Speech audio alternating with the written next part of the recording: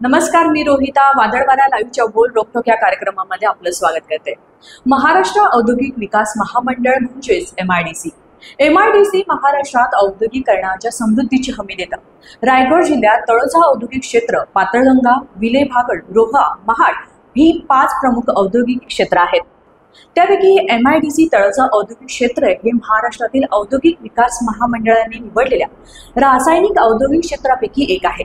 तळोजा एमआयडीसीचे हे जेएनपीटी बंदराच्या अगदी जवळ असल्यानं ESR logistic park Mumbai, Navi Mumbai आणि ठाणे येथून जलद पोहोचता येतं। त्यामुळे तळोजा एमआयडीसीला विशेष महत्त्व आहे।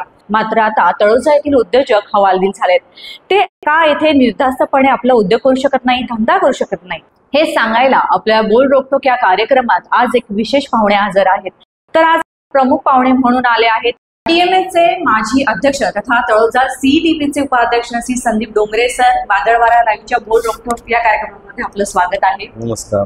उद्योजकता क्षेत्रात असंख्य वर्षाचा अनुभव असलेले डोंगरे सर हे आपल्या क्षेत्रात कुशल अभ्यासक म्हणून प्रचलित आहेत। आपल्या पंतप्रधानांनी सुरू केलेल्या व्यवसाय सुलभता आणि मेक इन इंडिया उपक्रमांवर त्यांचा गाढा अभ्यास आहे। उद्योगांची शाश्वतता आणि स्पर्धात्मकता याबाबत त्यांनी अनेक मुद्दे उपस्थित केले आहेत। आज आपण येथे तळोजा एमआयडीसीतील उद्योजकांना भेडसावणाऱ्या प्रश्नांवर चर्चा करणार आहोत। चला तर चर्चेला सुरुवात करूया। तळोजा एमआयडीसी मधील उद्योजकांनी अलीकडे चिंता व्यक्त केलेली आहे, यामागचं मूळ कारण काय आहे सर? मॅडम, तुमच्या चॅनलचं वादळवारा चॅनलचं मी पहिला आभारी आहे का तुम्ही आम्हाला बोलवलं। आता चिंता तुम्ही बोलताय तर कोणत्याही उद्योजकांना डे 1 पासून चिंता असते। एक्झाम्पल, त्याला ज्यावेळेस तो प्लॉट घेतो, बँकचं लोन घेतो, कामगार लोकांना त्याला पेमेंट द्यावं लागतं, असं त्याला प्रत्येक मंथला असतं, वर्षाचं बजेट असतं। आता ह्या PMC टॅक्स जे चालू केला तो 1 रुपया त्यांनी 10 रुपये घेतला। तो इंडस्ट्रीसाठी उद्योगासाठी खूप मोठा टास्क आहे। एवढं मोठं PMCला टॅक्स द्यायचा हे उद्योगांना मान्य नाही। त्यांचं म्हणणं आम्ही टॅक्स भरण्यास रेडी आहोत, पण कमिशन लोकांनी आमचं ऐकलं पाहिजे, सरकारने आमचं ऐकलं पाहिजे। आपण म्हणताय की पनवेल महानगरपालिकेचा एमआयडीसी मध्ये हस्तक्षेप करण्याचा अधिकार नाही, पण याचं मूळ कारण काय? एखादं उदाहरण? नाही, अधिकार असं नाहीये। सुरुवातीला एमआयडीसी चालू झाली तर त्याचा टॅक्स सगळं आम्ही ग्रामपंचायत भरतो।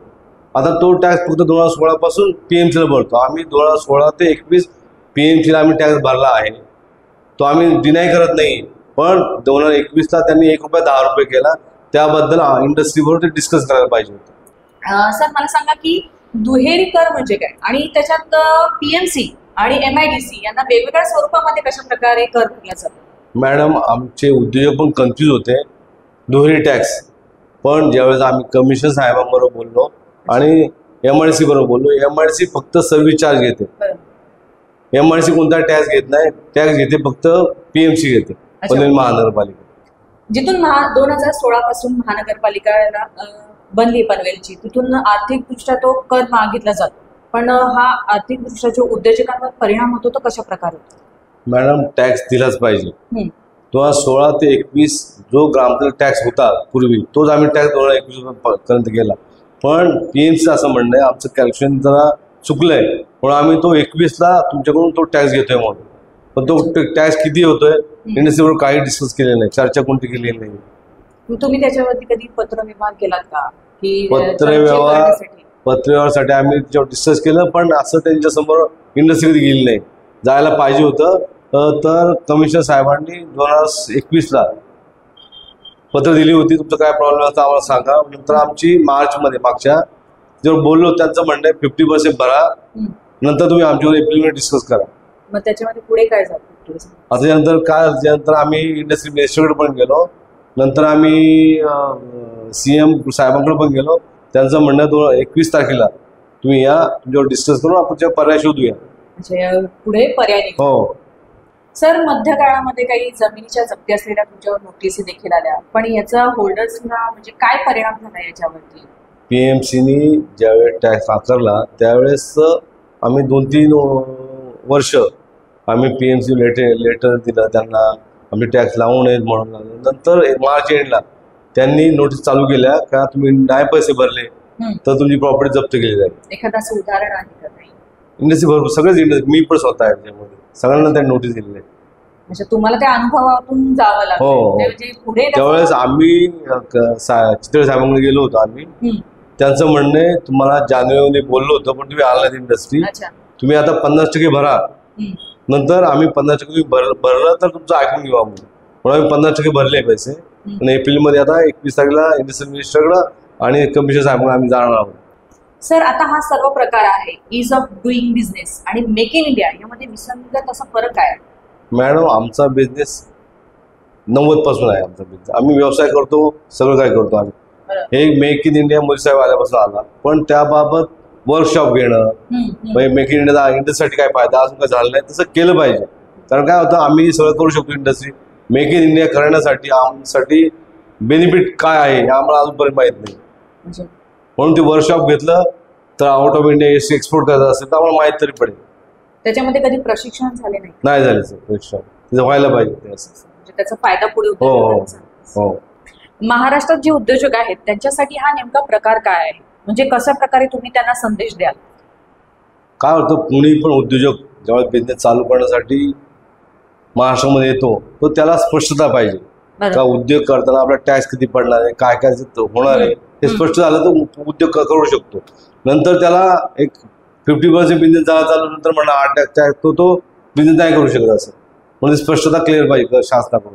गेल्या सध्याच्या परिस्थितीमध्ये तुम्ही आणि इतर औद्योगिक क्षेत्रात जे काम करणारे आहेत ते काय पावलं उचलली पाहिजेत, काय सांगा? एवढे ते वर्कर, आता 901 हेक्टर जागा आहे आमच्याकडे आणि 2-2.5 लाख वर्कर इनडायरेक्ट डायरेक्ट आहेत. त्यामुळे आमच्यावर बोजा तर खूप आहे.